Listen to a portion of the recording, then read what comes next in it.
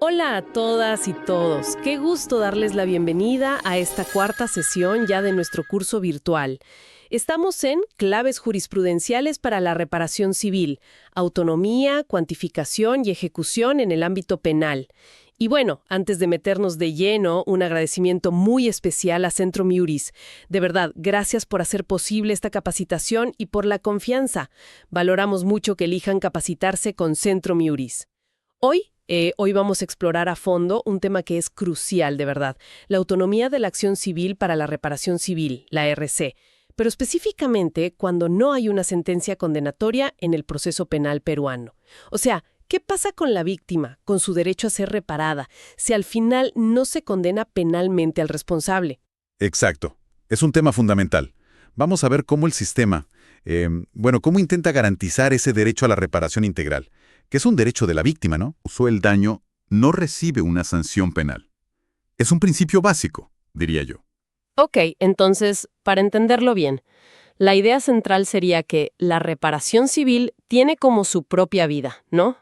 Es algo civil, que se basa en si hubo un daño, eso que le llaman ex damno, Justamente. y que no está atada, digamos, al resultado penal. Así de independiente es. Así es. Totalmente. Su naturaleza es puramente civil, indemnizatoria, y esa independencia es clave. Hoy vamos a analizar justo eso. ¿Cómo opera esa autonomía en la práctica? Vamos a ver qué dicen los tribunales, la jurisprudencia de la Corte Suprema sobre esto. Perfecto. Suena indispensable. Entonces, la pregunta obvia es, ¿dónde está el sustento legal? ¿Qué norma dice, sí, la RC puede ir por su lado? Ajá. Bueno, el pilar normativo, la norma clave aquí, es el Código Procesal Penal, el CPP. El CPP. Sí, específicamente su artículo 12, numeral 3. 12, numeral 3. Ese mismo. Y creo que vale la pena leerlo, porque es muy claro. Dice, textualmente, la sentencia absolutoria o el auto de sobreseguimiento no impedirá al órgano jurisdiccional pronunciarse sobre la acción civil derivada del hecho punible válidamente ejercida cuando proceda. No impedirá. Esa frase es potente. Muy potente. Lo que hace es ratificar esa diferencia esencial. Una cosa es la acción penal, que es pública, busca sanción, y otra muy distinta es la acción civil, que es privada, busca una indemnización por el daño. ¿Entiendo? El que se vean juntas en el proceso penal es por un tema práctico, de economía procesal, para no duplicar juicios sobre los mismos hechos. Claro, para simplificar. Exacto. Pero esa conveniencia no borra sus diferencias de fondo. Son acciones distintas. Queda claro, la ley lo permite expresamente. Ahora, llevémoslo a la práctica. ¿En qué casos concretos el juez penal tiene que sí o sí decidir sobre la RC aunque no condene? Bien. La jurisprudencia, como decíamos, ha sido constante en esto. La obligación del juez existe si la pretensión civil se ejerció válidamente y se activa principalmente en 3 escenarios. A ver. Primero, la sentencia absolutoria. Este es quizás el caso más llamativo. Termina el juicio, el juez absuelve al acusado penalmente. Ok. Bueno, incluso ahí, la ley no solo permite, sino que obliga al juez a analizar y decidir sobre la reparación civil que se pidió. O sea, no es que diga, absuelto, entonces ya no hay nada civil que ver. Para nada. Ese es un error. El juez tiene el deber de analizar el fondo de la indemnización. La absolución penal no lo libera de eso. De hecho, la Corte Suprema ha dicho que omitir ese análisis o despacharlo con frases genéricas tipo «no se acreditó la actuación ilícita». Ajá. Eso es una motivación insuficiente, una motivación aparente. Y eso viola derechos. ¿Qué derechos? El derecho a la tutela judicial efectiva de la víctima y su derecho a buscar una reparación integral. Claro, aquí es donde se pone súper interesante. Porque suena un poco raro, ¿no? Absuelto penalmente, pero podría tener que pagar igual. Debe haber casos que lo expliquen. Totalmente.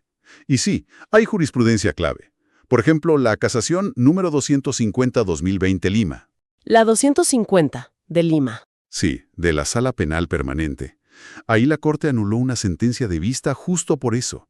Habían absuelto, pero negaron la RC sin explicar por qué. La Corte dijo, un momento, tenían la obligación de analizarlo por separado.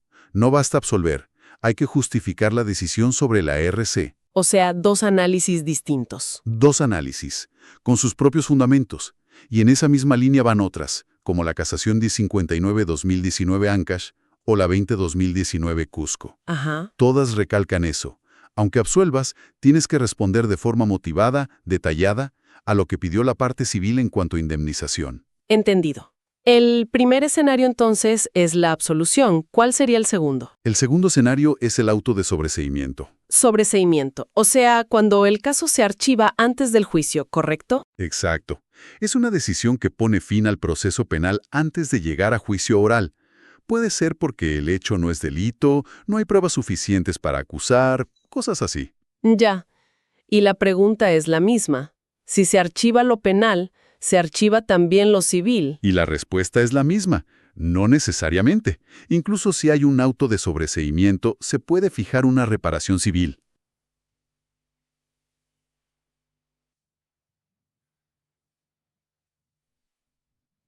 Exacto. Es una decisión que pone fin al proceso penal antes de llegar a juicio oral. Puede ser porque el hecho no es delito, no hay pruebas suficientes para acusar, cosas así. Ya. Y la pregunta es la misma. Si se archiva lo penal, ¿se archiva también lo civil? Y la respuesta es la misma. No necesariamente. Incluso si hay un auto de sobreseimiento, se puede fijar una reparación civil.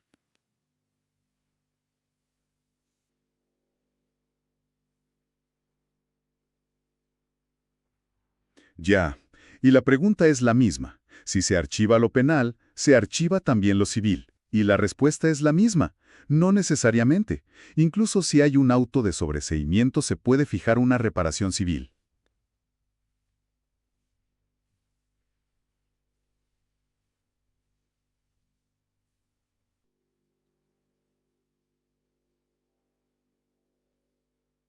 Es muy similar. Los criterios para decidir si un caso va a juicio penal o no, el sobreseimiento, no son los mismos que para ver si hubo un daño civil que deba indemnizarse.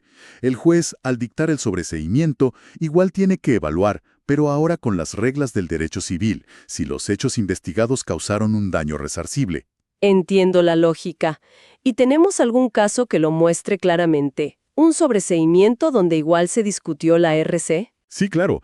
Un ejemplo muy ilustrativo es la casación número 1856-2018 Arequipa. Arequipa, la 1856. Correcto. También de la Sala Penal Permanente. Ahí había pasado justo eso. Se dictó sobreseimiento y las instancias inferiores dijeron, bueno, si se archiva lo penal, ya no hay RC que discutir. ¿Y la Corte Suprema? Les dijo que no. Les dio la razón a los agraviados que reclamaban la RC. Anuló la decisión de la Sala de Apelaciones y reafirmó, citando el artículo 12.3 del CPP, que ni la absolución ni el sobreseimiento impiden pronunciarse sobre la acción civil. O sea, un respaldo fuerte a la autonomía. Muy fuerte. Confirma que el archivo penal no cierra automáticamente la puerta civil. Perfecto. Tenemos absolución y sobreseimiento. Mencionaste un tercer escenario. Sí. El tercero es la declaración de prescripción de la acción penal. Cuando pasa mucho tiempo. Exacto. Cuando por el paso del tiempo, según los plazos de ley, el Estado ya no puede perseguir penalmente ese delito. Se extingue la acción penal. Y la pregunta clave. Si prescribe lo penal, ¿prescribe también lo civil que viene de ahí? Y otra vez la respuesta es no. La prescripción de la acción penal no implica automáticamente la prescripción de la acción civil. ¿Y eso dónde está? ¿También en el CPP? No. Esto tiene su base principal en el Código Penal, en el artículo 100. Ah, Código Penal, artículo 100. Ese artículo dice que la acción civil no se extingue mientras subsista la penal, pero añade algo clave. Si la penal se extingue por prescripción, la acción civil que ya se hubiera ejercido en el proceso penal puede continuar. O sea, el juez puede declarar prescrito el delito, pero igual entrar a ver si corresponde una RC. Totalmente. Debe hacerlo. Si la RC fue válidamente solicitada. Tendrá que ver si se cumplen los requisitos de la responsabilidad civil, claro está. Y me imagino que también hay jurisprudencia sobre esto. Casos donde se dijo, prescribió lo penal, pero lo civil sigue vivo. Así es. Por ejemplo, la casación N01803-2018 Lambayeque. Lambayeque, 1803. De la Sala Penal Permanente. Ahí la defensa alegaba justo eso. Si prescribió lo penal, ya no puede haber RC. Y la Corte Suprema le dijo que no. Declaró infundado el recurso y reiteró que la extinción penal por prescripción no afecta, no anula, la vigencia de la acción civil. Son independientes en ese sentido también. Absolución, sobreseimiento, prescripción, clarísimo que en ninguno de esos casos se acaba automáticamente la discusión civil. Ahora, vayamos al fondo. ¿Por qué esta separación? ¿Por qué lo penal y lo civil pueden tener resultados distintos naciendo del mismo hecho? Esa es la pregunta del millón, ¿no? Y la respuesta está en la diferencia de naturaleza entre la responsabilidad penal y la civil. La razón principal es que responden a criterios de imputación distintos y, esto es crucial, a estándares de prueba diferentes. A ver, expliquemos eso un poco más. Criterios distintos. Sí. Primero, el fundamento es diferente. La responsabilidad penal se basa en el hecho delictivo, en la violación de una norma penal que protege un bien jurídico importante. La vida, la propiedad. Esos. La pregunta es, ¿se cometió un delito? En cambio, la responsabilidad civil se centra en si hubo un daño, un perjuicio a un interés particular, sea económico o moral. El famoso ex damno. Exacto. La pregunta es, ¿se causó un daño que debe ser indemnizado? El foco está en el daño. Entendido. Fundamentos distintos. ¿Y los requisitos? También son distintos. Para condenar penalmente, se necesita probar todos los elementos del tipo penal: tipicidad, antijuridicidad, culpabilidad, más allá de toda duda razonable. Para fijar una RC, lo que se necesita probar son los elementos de la responsabilidad civil extracontractual del Código Civil. ¿Qué son? Básicamente, 1. Antijuridicidad. Una conducta ilícita, pero ojo, no tiene que ser delito penal. Puede ser un ilícito civil, una negligencia. Ajá. 2. Daño. Probar que hubo un perjuicio real, patrimonial o extrapatrimonial. El daño tiene que ser cierto. Cierto, sí. 3. Relación de causalidad. Que esa conducta causó ese daño. Un nexo directo. Y 4. Factor de atribución, que generalmente es el dolo o la culpa, pero evaluados con criterios civiles. Y ahí está el punto clave, ¿no? Que una conducta quizás no llegue a ser delito penal por falta de dolo penal o porque la prueba no es suficiente para esa certeza. Exacto. Pero esa misma conducta, vista desde lo civil, sí puede ser considerada negligente o ilícita. Y si causó daño, genera obligación de indemnizar. Precisamente. Ese es el núcleo de la autonomía. Una conducta puede ser penalmente irrelevante o no probada a ese nivel, pero civilmente sí genera responsabilidad. Y esto nos lleva al tercer punto diferencial, que es quizá el más práctico. El estándar de prueba. El estándar de prueba. Para condenar penalmente, necesitamos certeza más allá de toda duda razonable. Es un estándar altísimo, por las consecuencias. Lógico. Pero para acreditar los elementos de la responsabilidad civil, el daño, la culpa civil, la causalidad, el estándar es distinto, generalmente menos exigente. Se habla de prueba preponderante, de verosimilitud. O sea, una prueba que no alcanza para meter a alguien preso. Podría ser suficiente para decir, sí, actuó con negligencia y causó este daño, debe indemnizar. Fascinante. Son mundos distintos en cuanto a la prueba necesaria. Fundamentos distintos, requisitos distintos, estándares de prueba distintos. Eso explica la autonomía. Ahora, para la persona que sufrió el daño, ¿qué significa esto en la práctica? ¿Cuál es el beneficio? El beneficio es enorme. En esencia, esta autonomía funciona como una especie de seguro jurisdiccional para la víctima. Un seguro. Me gusta esa idea. Es una garantía de que aunque el camino penal se cierre por absolución, sobreseimiento o prescripción, su reclamo de compensación no muere automáticamente. El juez tiene que, digamos, cambiarse el sombrero, actuar como juez civil y analizar esa pretensión con las reglas civiles y los estándares civiles. Ajá. Asegura que la falta de prueba para la altísima valla penal no sea un obstáculo insalvable para obtener una reparación civil si se cumplen los requisitos de esta última. Es una red de seguridad. Muy bien, creo que hemos cubierto los puntos clave. Hagamos una pequeña recapitulación para asentar las ideas. Hemos visto que la acción para pedir reparación civil en Perú tiene una autonomía importante frente a lo penal. Sí, Esto permite a las víctimas buscar compensación incluso si no hay condena, ya sea por absolución, sobreseimiento o prescripción. correcto. Y la clave es recordar que se rigen por lógicas distintas, delito versus daño, y sobre todo por estándares de prueba diferentes. Eso permite que la responsabilidad civil se configure aunque la penal no lo haga. Y como siempre, queremos dejar una reflexión final, algo para pensar.